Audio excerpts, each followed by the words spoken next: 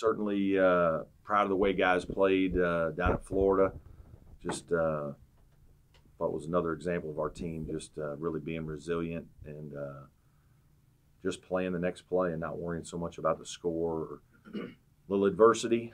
And just thought we continued to hang in the game for a long time. And down the stretch, I thought we played great. I thought we had some unbelievable stops, rebounded the ball exceptionally well. A lot of 50-50 rebounds that I thought we got, and then executed extremely well down the stretch offensively. Marquise made some plays. One of our keys was getting to the bonus and winning the free throw battle in the game because they were a very good free throw shooting team as well. And I thought that was a major factor in the second half with that win. So really happy for our guys for that. But now it's on to South Carolina. It's a very difficult turnaround. Short turnaround against a very good team.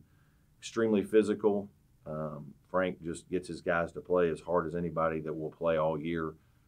Defensively, they really disrupt you and make it difficult to have flow to your offense.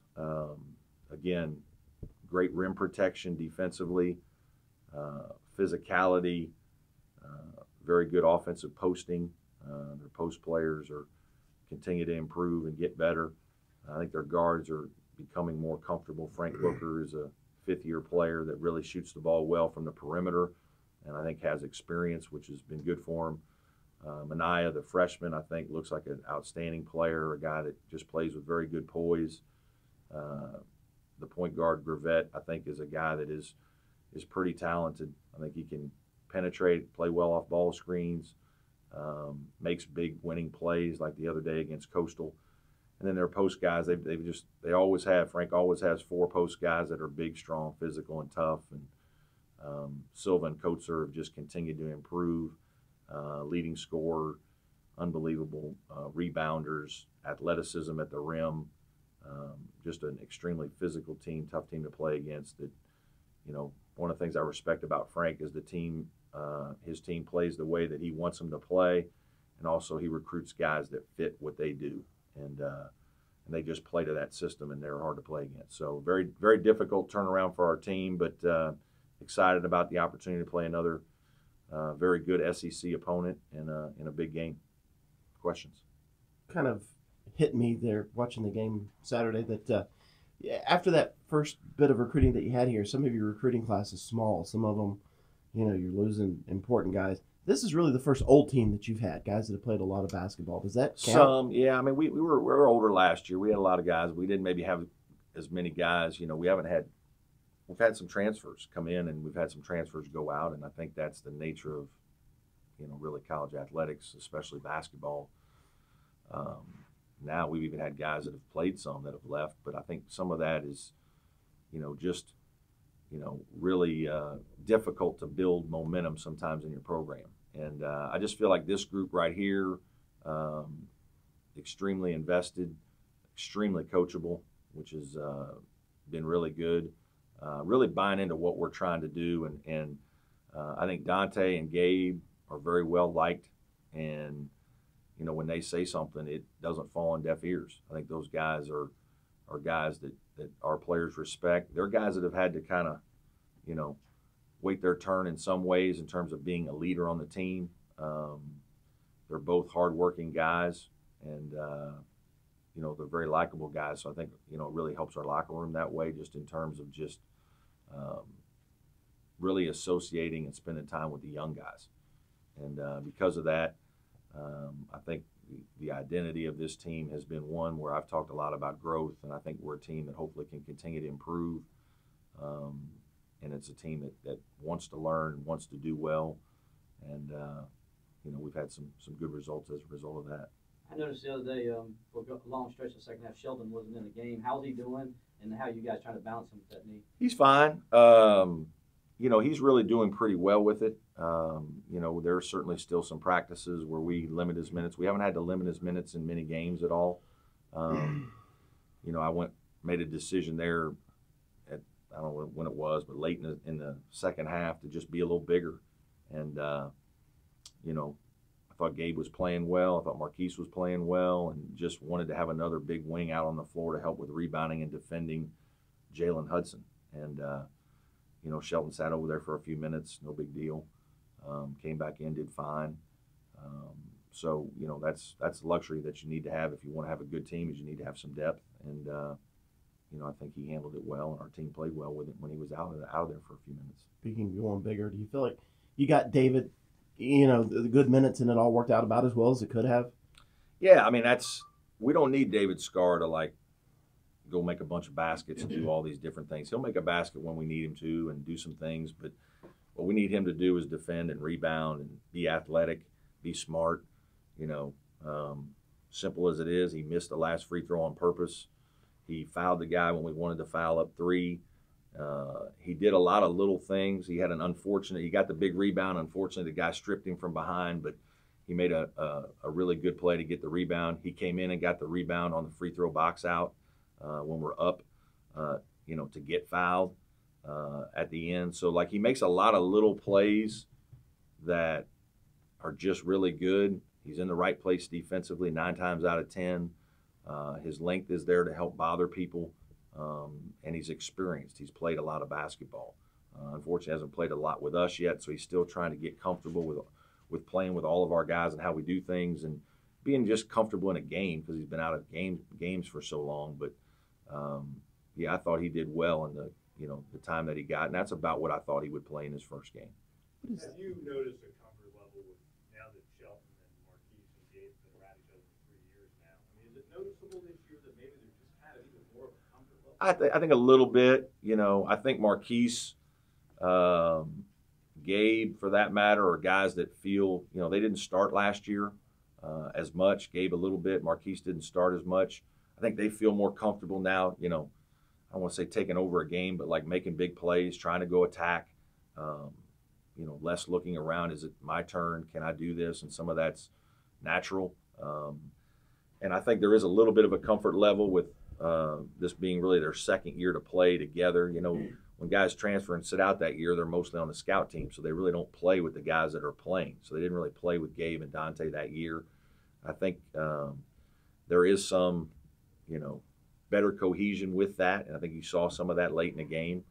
But I think as much as anything, it's just those guys feeling comfortable that, ready to take a shot when it's there, ready to make a big play, ready to go drive and force a play when they feel like they have an aggressive path. And, that's something that sometimes you just kind of have to wait for it to happen in your career. And then also you've got to kind of get a feeling of your team of what does my team need from me? And I think that part has been good for this team. I think our guys trust each other, and we don't necessarily always have one guy that we're looking for. Sometimes that can be problematic, but each guy is looking when he feels like he has a crack and we have a play to be made, they're aggressively making it. And I thought we had several guys make plays late in that game. You mentioned that the resilience.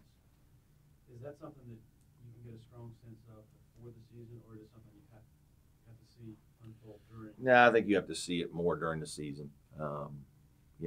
It's what's been good is there's been a pretty good calmness about us for the most part. Minus the Texas Southern game, we didn't have any calmness. But, at the end of the day, I think for whatever reason, the guys have been good on the road at just blocking out all the negativity and the things that you're hearing and what's going on and just playing, and not worrying about whether we're down 7 with, however much time left. I grabbed our guys with that break there, and then I grabbed our guys at whatever the 350 timeout or whatever. We were down 6 maybe, and just said, hey, it's a long game. Just relax and keep playing. We don't need a bunch of quick threes right now. We just need to execute. And, it's funny. It worked out. We got fouled. We drove it, made some plays, made some free throws, but we continued to get stops. And then all of a sudden, it was a 2-point game with 2:25. I mean, it was a minute and 25 seconds. It was, it was back to where we needed it to be. It was a winnable game. And that's where I think they've shown good poise.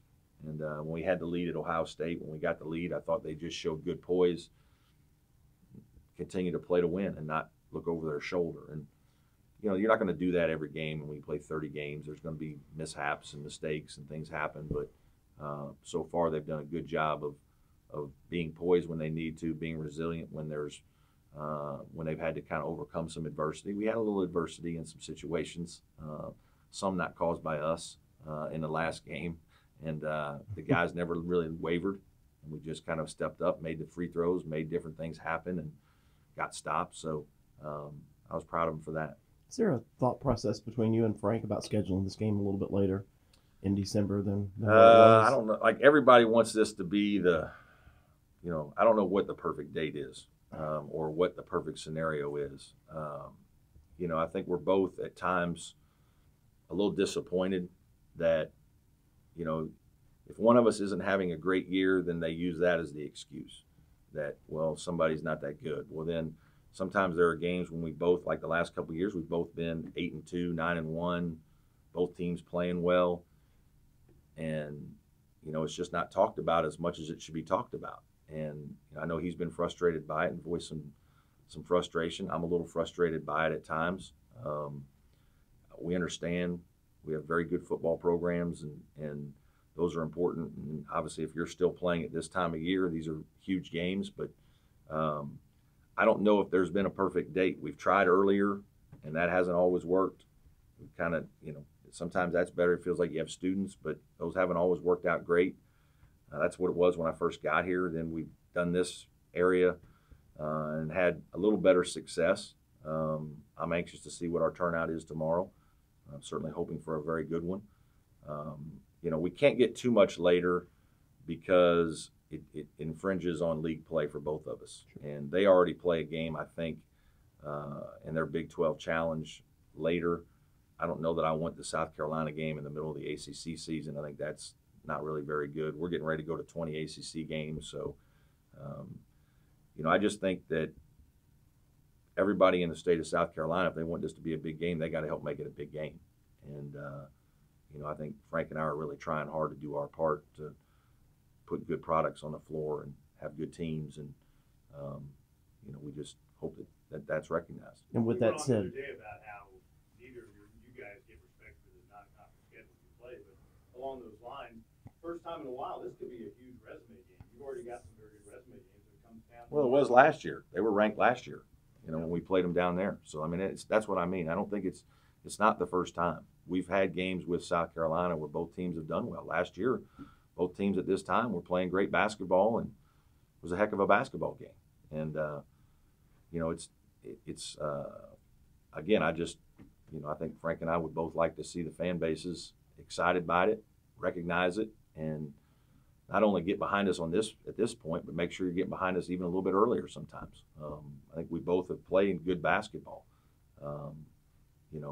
A big part of the season we played pretty well, and just want this game to be as important as it should be, locally first, and then nationally. what would it mean to see this place sold out tomorrow night?